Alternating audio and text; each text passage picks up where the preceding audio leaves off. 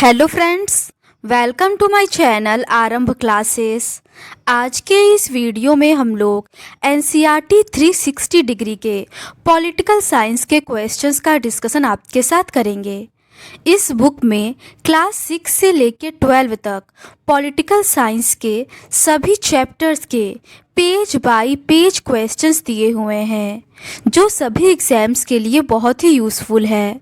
तो बिना देर किए चलिए आज का ये वीडियो शुरू करते हैं।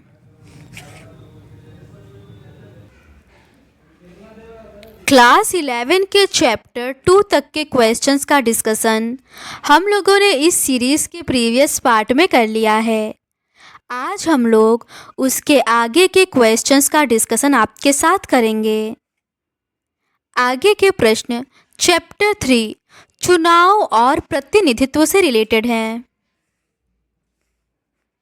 पहला प्रश्न है, प्राचीन यूनान के नगर राज्य डैश लोकतंत्र के उदाहरण माने जाते हैं। इसका सही आंसर है ऑप्शन ए प्रत्यक्ष। प्रत्यक्ष लोकतंत्र में नागरिक रोजमर्रा के फैसलों और सरकार चलाने में सीधे भाग लेते हैं। प्राचीन यूनान के नगर राज्य प्रत्यक्ष लोकतंत्र के उदाहरण माने जाते हैं। अगला प्रश्न है, डैश लोकतंत्र में नागरिक रोजमर्रा के फैसलों और सरकार चलाने में सीधे भाग लेते हैं। इसका सही आंसर है ऑप्शन बी प्रत्यक्ष। प्रत्यक्ष लोकतंत्र में नागरिक रोजमर्रा के फैसलों और सरकार चलाने में सीधे भाग लेते हैं। अगला प्रश्न है, प्रत्यक्ष प्रजातंत्र निकटतम उदाहरण निम्नलिखित में से कौन है। इसका सही आंसर है ऑप्शन सी केंद्र सरकार। हम प्रायः प्रत्यक्ष और अप्रत्यक्ष लोकतंत्र में अंतर करते हैं। प्रत्यक्ष लोकतंत्र में नागरिक रोजमर्रा के फैसलों और सरकार चलाने में सीधे भाग लेते हैं। प्राचीन यूनान के नगर राज्य प्रत्यक्ष लोकतंत्र के उदाहरण माने जाते हैं। अनेक लोगों की स्थानीय सरकारें, खास तौर से ग्राम सभाएं, प्रत्यक्ष प्रजातंत्र के निकटतम उदाहरण हैं। लेकिन जब लाखों और करोड़ों लोगों का निर्णय लेना हो तो इस प्रकार के प्रत्यक्ष लोकतंत्र को व्यवहार में नहीं लाया जा सकता।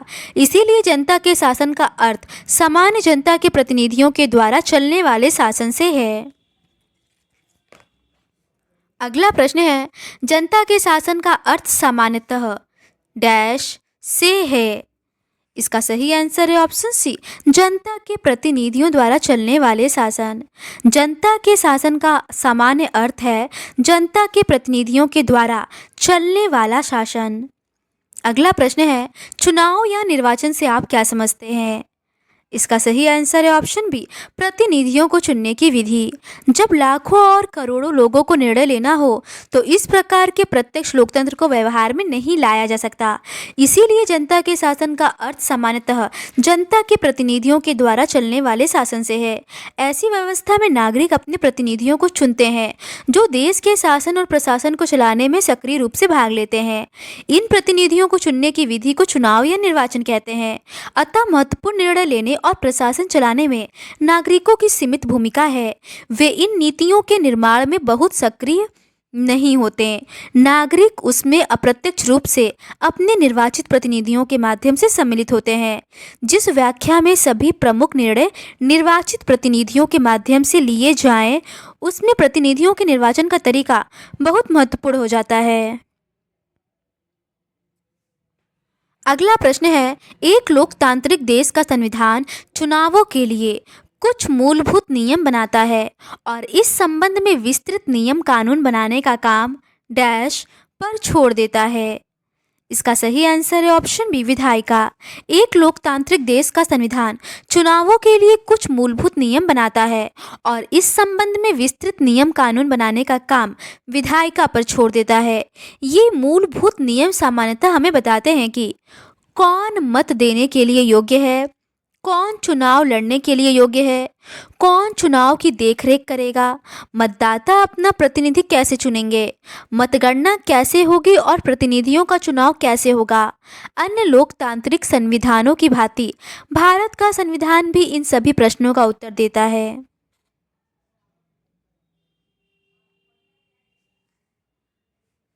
अगला प्रश्न है, हम अपने देश में चुनाव की एक विशेष विधि का पालन करते हैं। निम्नलिखित में से कौन कथन इस व्यवस्था के अंतर्गत नहीं आता? इसका सही आंसर है ऑप्शन सी, प्रत्येक निर्वाचन क्षेत्र से कई प्रतिनिधि को चुना जाता है। हम अपने देश में चुनाव की एक विशेष विधि का पालन करते हैं। इस व्यवस्था में पूरे देश को 543 निर्वाचन क्षेत्रों में बांट दिया गया है। प्रत्येक निर्वाचन क्षेत्र में एक प्रतिनिधि चुना जाता है और उस निर्वाचन क्षेत्र में जिस प्रत्याशी को सबसे अधिक वोट मिलते हैं उसे निर्वाचित घोषित कर दिया जाता है। अगला प्रश्न है, first past the post system के संदर्भ में निम्नलिखित में से कौन कथन असत्य है? पहला है, इस व्यवस्था में जिस प्रत्याशी को अन्य सभी प्रत्याशियों से अधिक वोट मिल जाते हैं उसे ही निर्वाचित घोषित कर दिया जाता है। दूसरा है, उसे कुल मतों का 50% बहुमत मिले। इस विधि को जो सबसे आगे वही जीते प्रणाली भी कहते हैं। इसे ही बहुलवादी व्यवस्था भी कहते हैं। संविधान इसी विधि को स्वीकार करता है। सही कूट को चुने। इसका सही आंसर है ऑप्शन सी, केवल दूसरा कथन असत्य है। इस व्यवस्था में जिस प्रत्याशी को अन्य सभी प्रत्याशियों से अधिक वोट मिल जाते हैं उसे ही निर्वाचित घोषित कर दिया जाता है। विजयी प्रत्याशी के लिए यह जरूरी नहीं है कि उसे कुल मतों का बहुमत मिले। इस विधि को जो सबसे आगे वही जीते प्रणाली कहते हैं।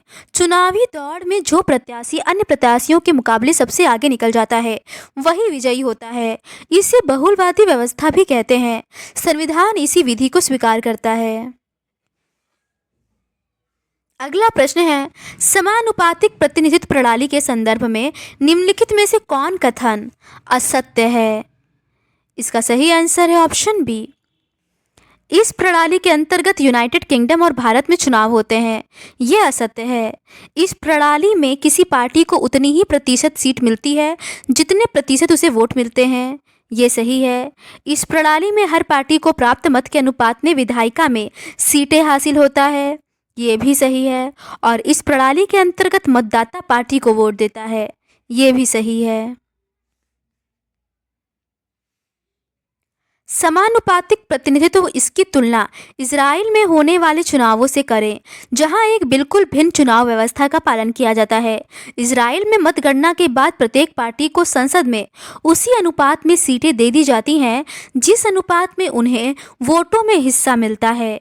प्रत्येक पार्टी चुनावों से पहले अपने प्रत्याशियों की एक प्राथमिकता सूची जारी कर देती है और अपने उतने ही प्रत्याशियों को उस प्राथमिकता सूची से चुन लेती है जितनी सीटों का कोटा उसे दिया जाता है।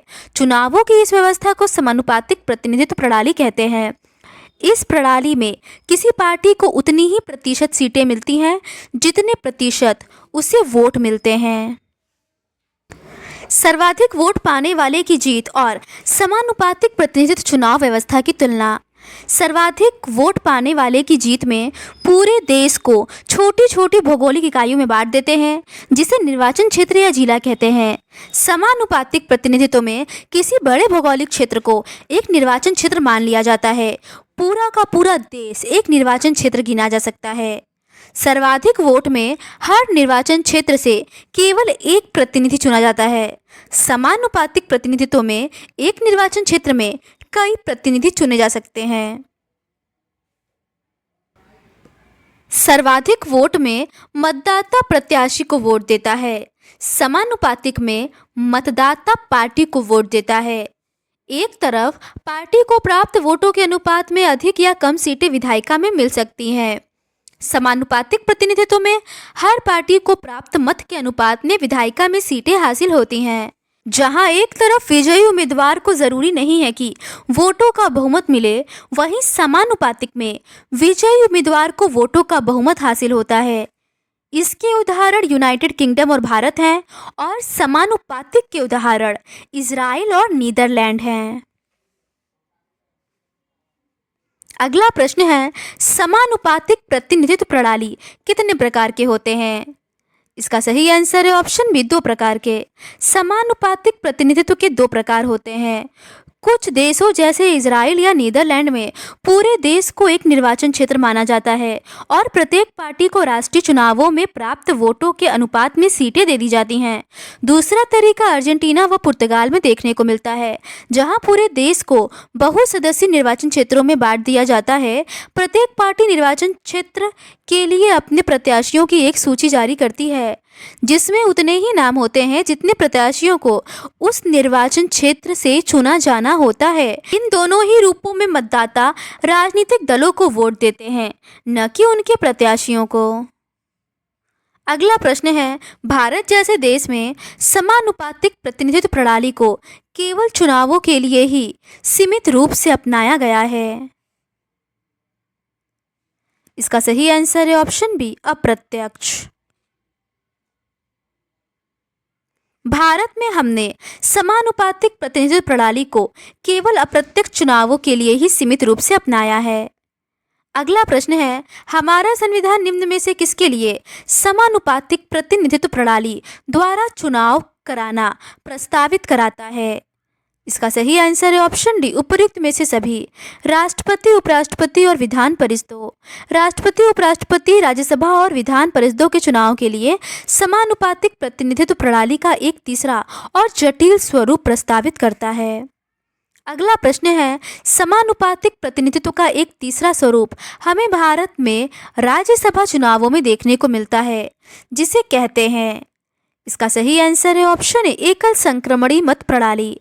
समानुपातिक प्रतिनिधित्व का एक तीसरा स्वरूप हमें भारत के राज्यसभा चुनावों में देखने को मिलता है, इसे एकल संक्रमणीय मत प्रणाली कहते हैं। अगला प्रश्न है, राज्यसभा के चुनाव में निम्नलिखित में से कौन मतदान करते हैं? इसका सही आंसर है ऑप्शन सी, विधायक।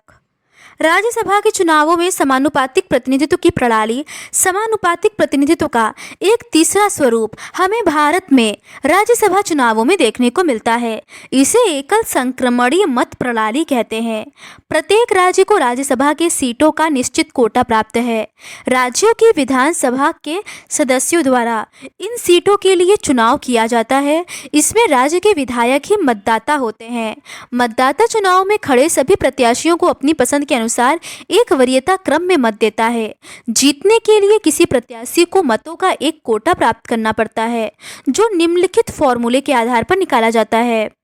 कुल मतदाता अपॉन कुल विजयी उम्मीदवार +1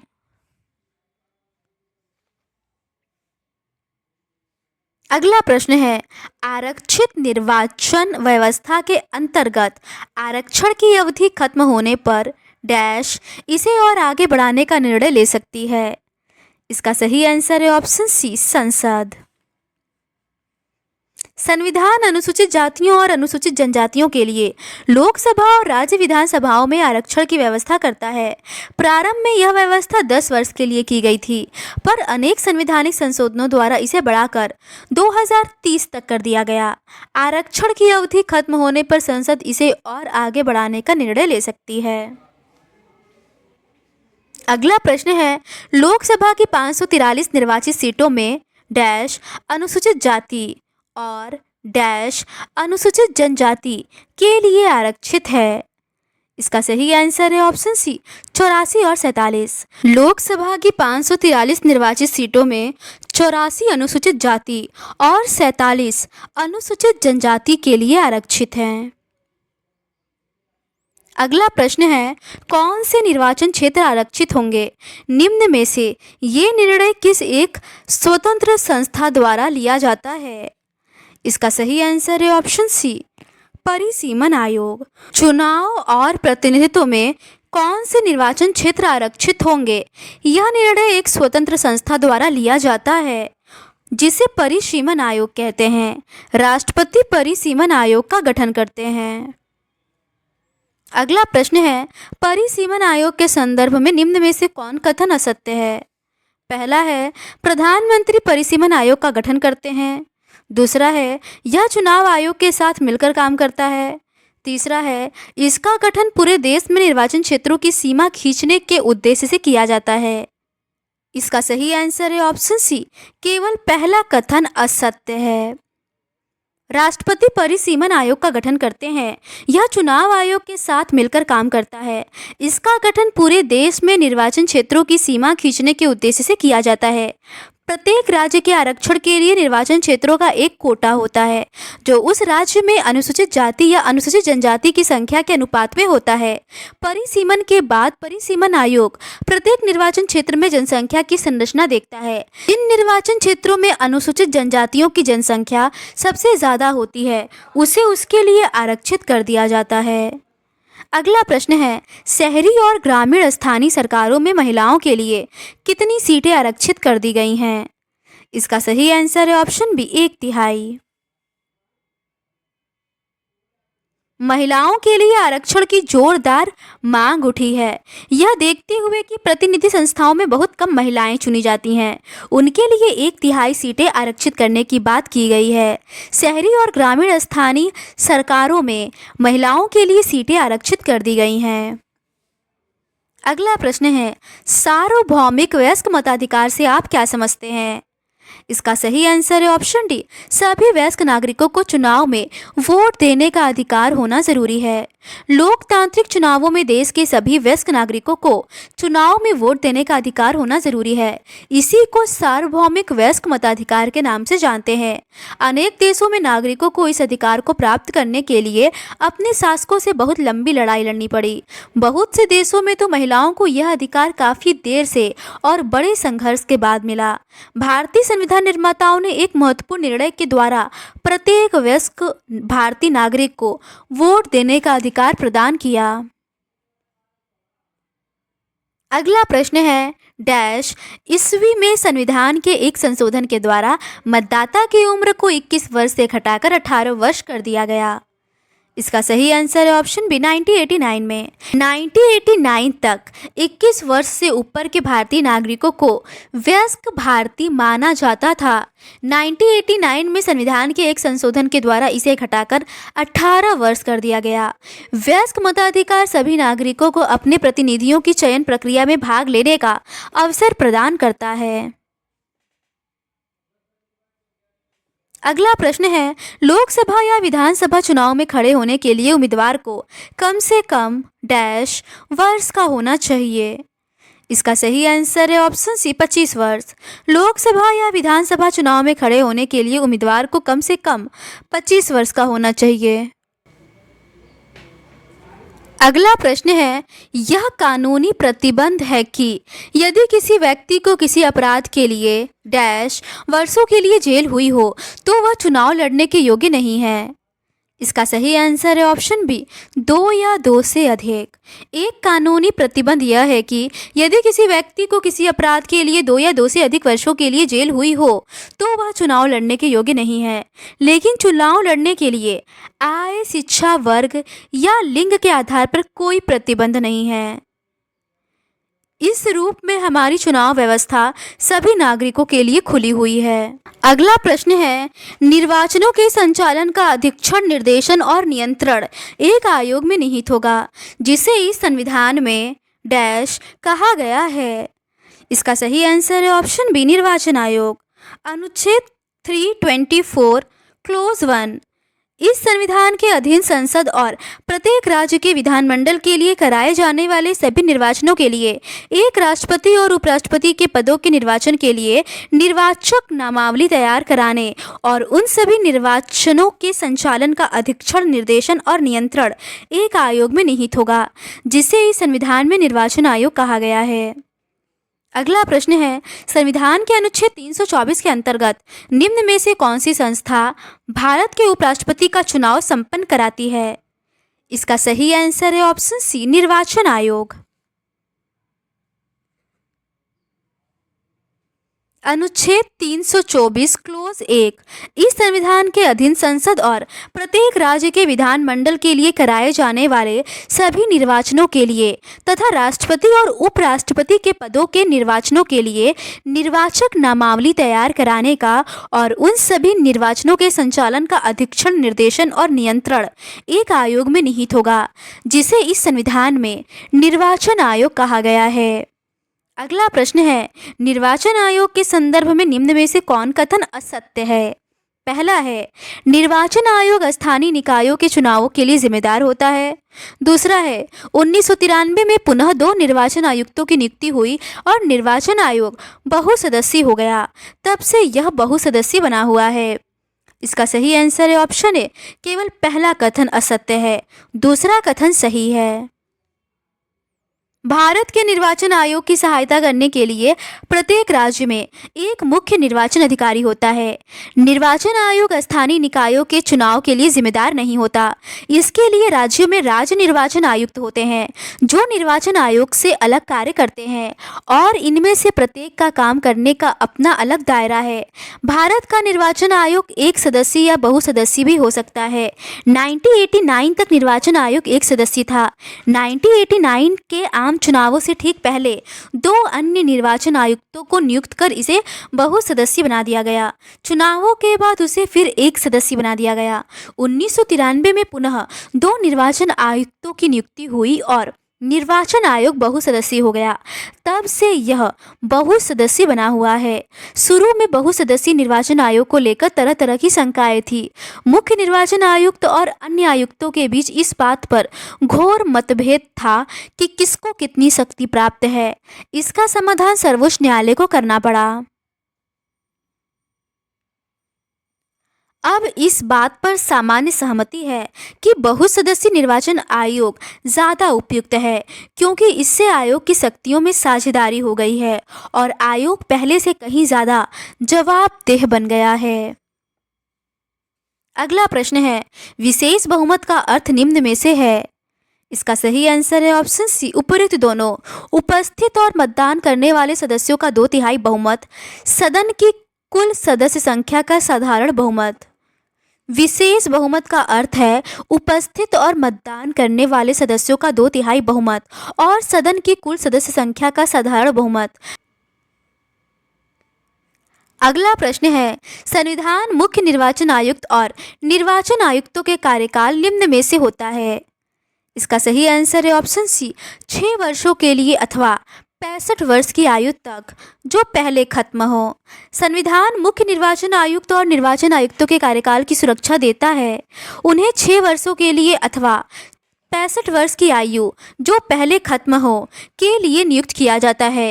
मुख्य निर्वाचन आयुक्त को कार्यकाल समाप्त होने के पूर्व राष्ट्रपति द्वारा हटाया जा सकता है, पर इसके लिए संसद के दोनों सदनों को विशेष बहुमत से पारित कर इस आशय का एक प्रतिवेदन राष्ट्रपति को भेजना होगा। ऐसा यह सुनिश्चित करने के लिए किया गया है कि कोई भी सरकार उस मुख्य निर्वाचन आयुक्त को न हटा सके जो चुनावों में उसकी तरफदारी करने से मना करे।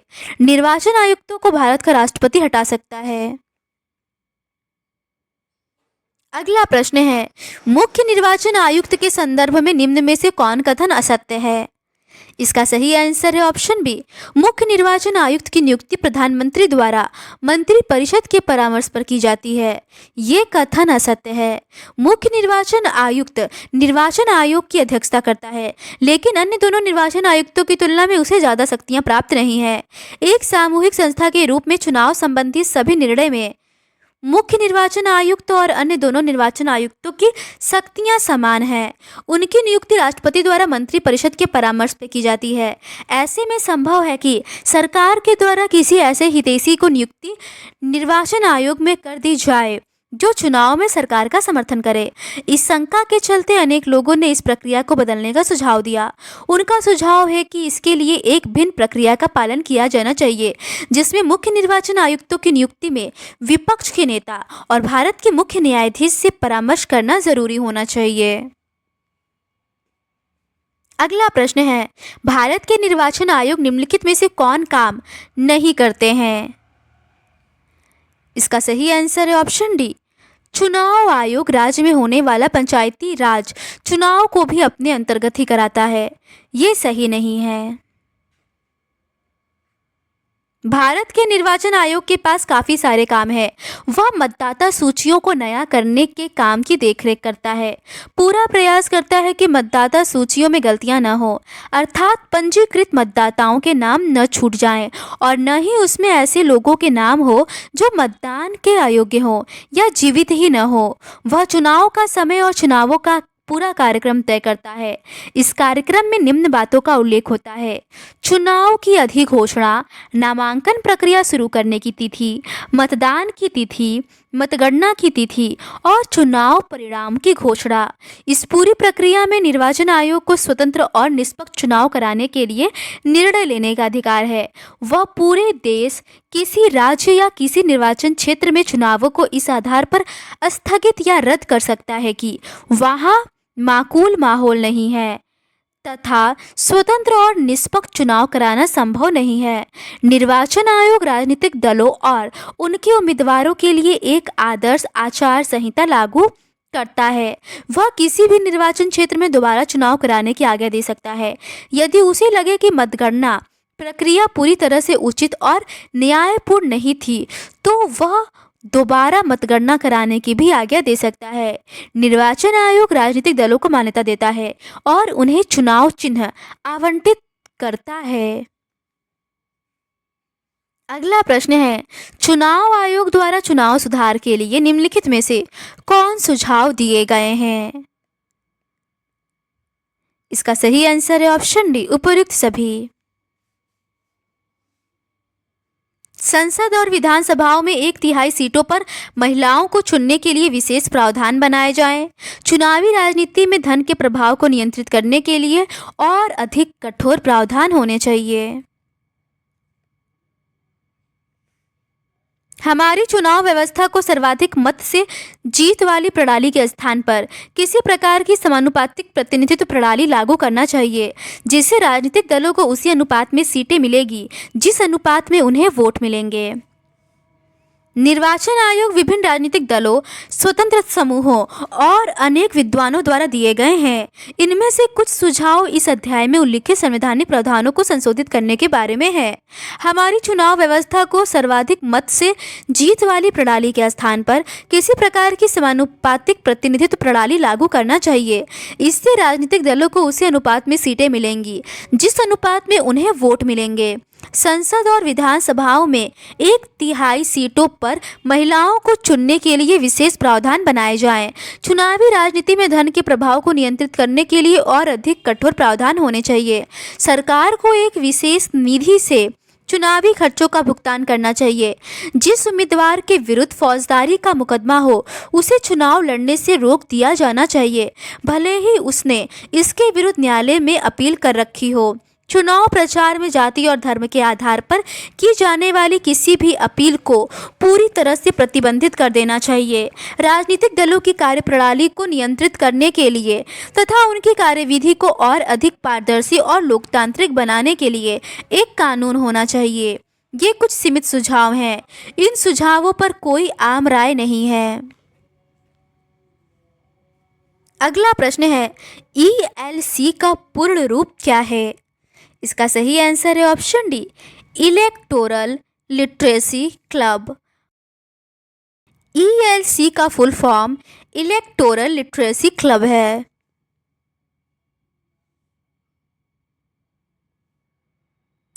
तो आज के इस वीडियो में बस इतना ही। इस सीरीज़ के नेक्स्ट पार्ट में हम लोग चैप्टर 4 कार्यपालिका से रिलेटेड क्वेश्चंस का डिस्कशन आपके साथ करेंगे। अगर आपको ये सीरीज़ पसंद आती है तो please do subscribe to my channel and like this video. Thank you.